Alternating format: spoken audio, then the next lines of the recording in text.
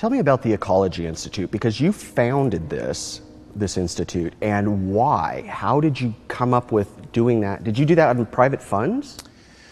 Well, in 1995, after I've been with the Washington Department of Fish and Wildlife for a number of years and also did a number of presentations to business groups, school groups, I realized that appearing in front of a class for an hour or so, there was no relationship. It was only a chance to cover very cursory parts of information about fish and wildlife.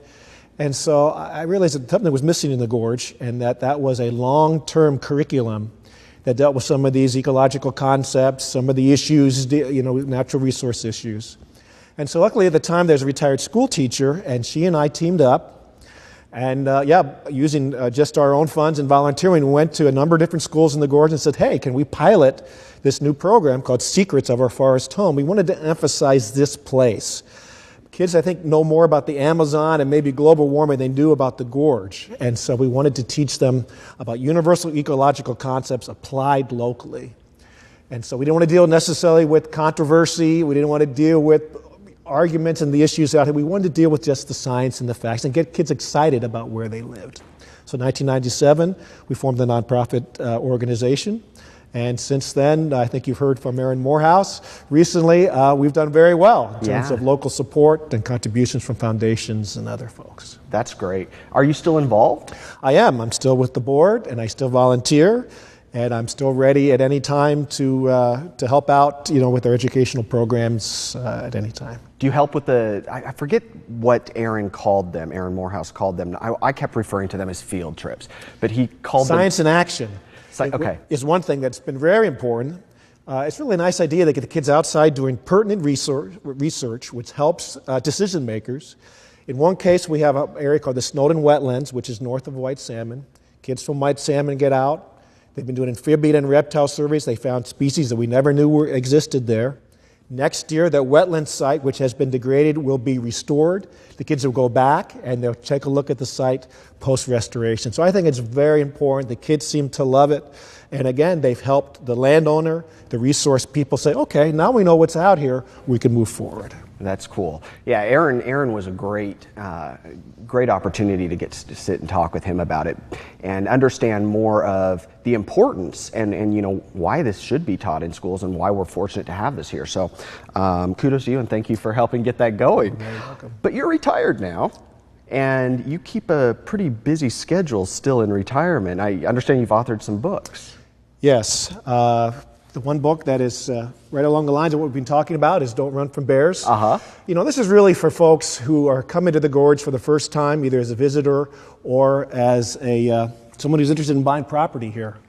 And to let them know what kind of critters they may see here and what to do if they encounter them. If you're going to have a garden without a fence, you might as well forget about it. If you run across a skunk, you may do what you think is important by trapping it or getting rid of it without realizing that that's the most important insect controller we have here. You might not like bats, you might not like to have them in your shed, but know that all the bats in the Northwest consume insects. And one bat can eat 2,000 or 3,000 mosquitoes a night. So you got to weigh, the good and the bad, and so that's why I wrote that book. So in that book, you actually cover then more than just not bears. It's obviously all of these things. That's great. Exactly right. I wrote a curriculum for the Ecology Institute and turned it into a book. A book right now I'm writing for families is called Gorge Quest. In New England area, families go out typically on a weekend together.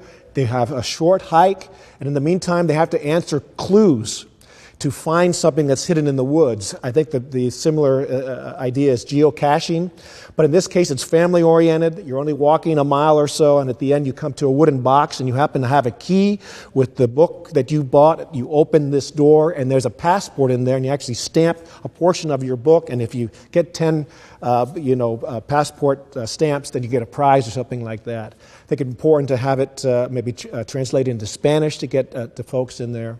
Oh, yeah. And then I'm also writing a coffee table book about the Gifford-Pinchot National Forest. Some folks don't understand that pretty much on the Washington side, most of that public land is part of the Gifford-Pinchot National Forest. It's the largest forest in the Pacific Northwest. And except for Mount St. Helens, people rarely even know about it. In fact, if Mount St. Helens didn't exist, but it's a very special place. It includes Mount St. Helens, Mount Adams, which is a wonderful recreational piece, lots of fishing streams and rivers, places to hunt and camp. It's just an incredible place. And so it's important for me to let people know about it, about the opportunities, about the wildlife there. And so hopefully that book will be published next year. Wow. Yeah, so like I said, you keep busy. What have you seen in the, well, geez, you've been here since the 80s. You've owned property here since the 80s. What have you seen good that's happened with the growth and, you know, just this influx of people from all over the place, and, you know, we're a very tourist-driven area as well. And what are the positives of all of that, do you think? Well, in terms of recreation, there have been a lot of recreational plans that involved the mountain biking community and other folks. The Catherine Creek area comes to mind. And the Forest Service, to their credit, brought in folks with all viewpoints to sit down and hammer it out. And again, I'll come back to this idea of compromise. If you get people that are willing to do that, everyone can get a piece of the pie. In the end, that Catherine Creek plan included new mountain biking trails, had some closures in areas that were wildlife sensitive. And so I think that's the wave of the future, is to get people with plenty of time, as I mentioned before, together in a room, dedicated folks that are willing to listen, to express their own views, but not be so, you know, hard that they have to demand what they want. And I've seen that throughout the gorge in various different places. And so that's very optimistic. I'm really happy that 15,000 kids have been part of our educational programs. So hopefully when the time comes, if they stay here in the gorge and are adults and have to face some natural resource issues, that they'll use science and use what they've learned to come up with, you know, a really well-reasoned decision. So I'm very pleased with that. I think the gorge, the way it was set up, with allowing urban areas less regulation, the more sensitive areas more regulation, I think it's really good. I think people that come here are open-minded for the most part. They understand different viewpoints.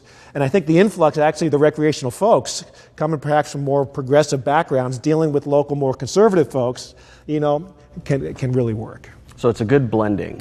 It's a good blending of the new and the old, young and the old, progressive, conservative, and I think we have a bright future because of that. Great. And so if you were to say sort of one thing to sort of wrap everything up, it's just be willing to maybe broaden the way that you look at something and allow time for it to happen. Exactly right. Exactly right. You know, people have lived here a long time, some generational. We have folks with orchards, we have ranchers. These are folks that we may not have too much in common with, but we do have some things. We have a love for the land. We have a fact that we both live together, so we're neighbors and part of a bigger community. So yes, I think that working together, talking with each other, and coming together with our kids, you know, really makes the gorge, I think, you know, ultimately very, very bright its future. Very well said.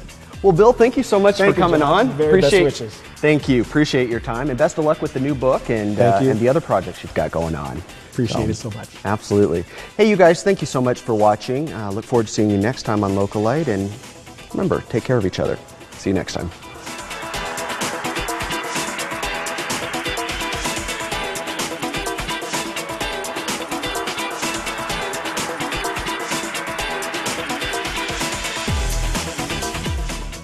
Do you have a guest idea? Let us know. Go to localite.com.